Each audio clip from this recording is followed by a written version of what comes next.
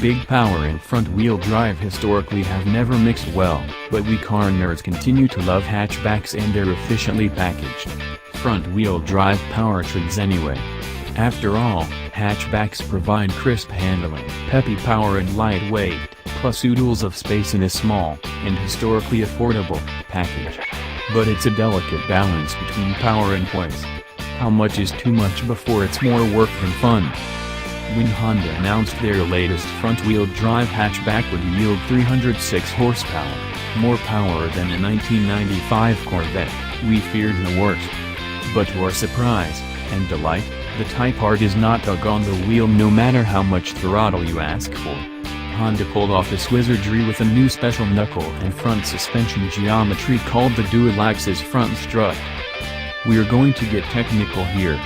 Two metrics play a big role in drive torque: tugging on the steering arms, scrub radius and spindle length. The scrub radius is the distance between the centerline of the tire and the steering axis of the tire. Spindle length is distance between the steering axis and the centerline at the center point of the tire. These are very similar, but not the same because the centerline of the tire and the steering axis tend to not be parallel. That's a big dollop of geometry and physics, admittedly. Think of it like this: the center of the tire's contact patch is where all the forces between the tire and road occur, but it's not where the steering system and powertrain interact with the tire.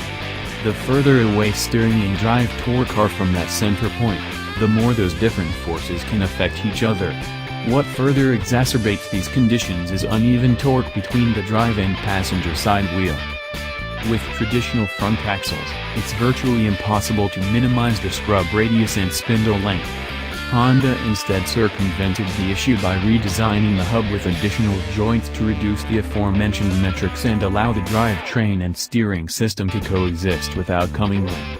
This is the closest we've seen to eating your cake and having it too, and we love it.